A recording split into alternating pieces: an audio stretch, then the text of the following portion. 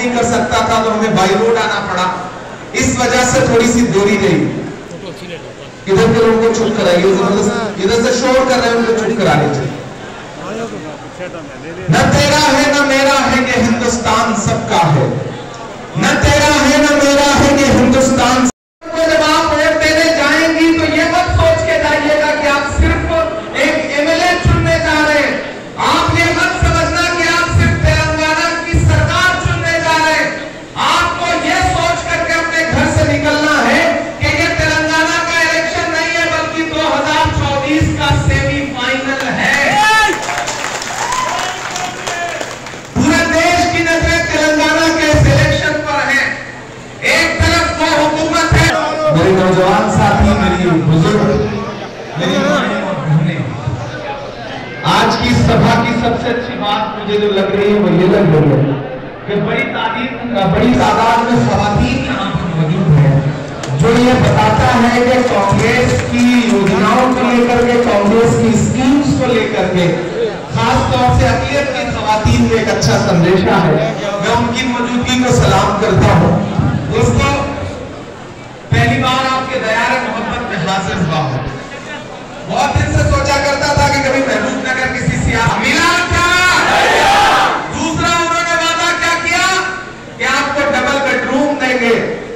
उधर केसीआर साहब ने अपना बंगला तो बना लिया, अपने बच्चों का महल तो बना लिया, लेकिन आपको डबल बेडरूम के नाम पे सिर्फ और सिर्फ झूठ और धोखा मिला। आपसे ये कहा कि शादी मुबारक स्कीम में गरीब बच्चियों की शादी के लिए हम पैसा देंगे, लेकिन वो भी बिचौलिए खा गए, वो पैसा असल हकदारों तक नहीं पहुंचा। मैं तेलंगाना में खड़ा होकर कह रहा हूं कि आपके आबाओ अजदाद की वो जमीनें जिन पर आपका हक है, यानी कि औकाफ की जमीन, इस देश के जमहूरी निजाम को, इस देश के आईन को बचाने की लड़ाई लड़ रही है। ये लड़ाई सिर्फ सरकार बनाने और बिगाड़ने की नहीं है।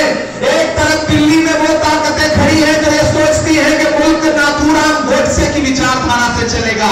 दूसरी तरफ वो ताकत खड़ी है जो ये कहती है कि ये मुल्क महात्मा गांधी के उसूलों से चलेगा, ये मुल्क मौलाना अबुल कलाम आजाद के उसूलों से चलेगा, ये मुल्क पंडित जवाहरलाल नेहरू के उसूलों से चलेगा।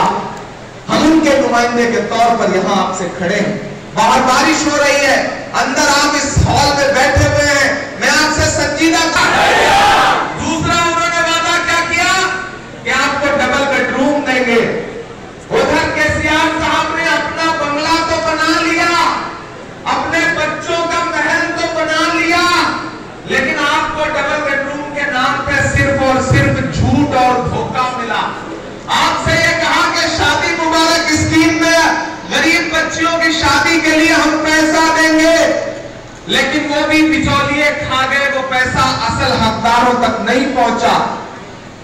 मैं तेलंगाना में खड़ा होकर कह रहा हूं कि आपके आबाओ अजदाद की वो जमीनें जिन पर आपका हक है, यानी कि औकाफ की जमीनें, केसीआर ने और मोदी ने कितने का बेचा? 1200 रुपए का गैस सिलेंडर। कांग्रेस क्या कह रही है कि हमारी सरकार बनाओ, वही गैस सिलेंडर हम 500 रुपए का देंगे आपको। माइनॉरिटी डिक्लेरेशन प्रोग्राम जारी किया कांग्रेस ने। जानते हैं कितने हजार करोड़ का बजट रखा है अक़लियतों के लिए अलग से? 4000 करोड़ रुपए का।